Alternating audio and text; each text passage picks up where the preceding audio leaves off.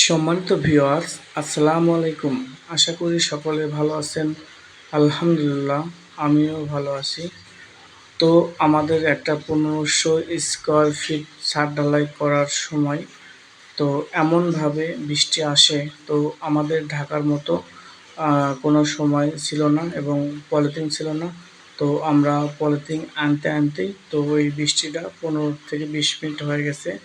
তো এখন বৃষ্টির পর ছাদের এই অবস্থা হয়েছে। তো এখানে আমাদের ছাদের উপরে ইঞ্জিনিয়ার সহ এবং বাড়ির মালিক সহ এবং মিস্ত্রিরা সবাই আমরা এখানে ছিলাম। তো আসলে এটা আসলে আমাদের পক্ষে ঢাকা সম্ভব হচ্ছিল না এবং আমরা ঢাকতে পারিনি, এমনভাবে বৃষ্টি হয়েছিল। তো ইঞ্জিনিয়ার স্যার আমাদের কি পরামর্শ দেয় এবং আমরা সবাই মিলে এই কাজটা সংশোধন করার চেষ্টা করব এবং করব।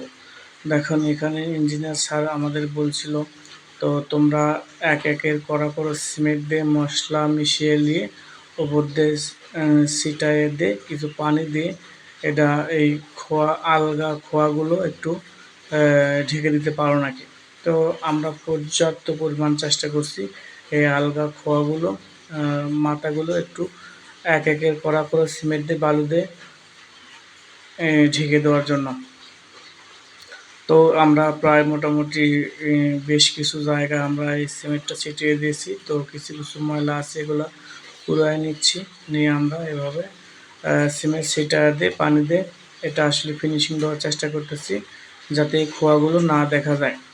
তো আসলে বর্ষার দিনে ছাদ ঢালাই করলে এমন ক্ষতি হয়, তবে এটা আহামরি কোনো ক্ষতি না।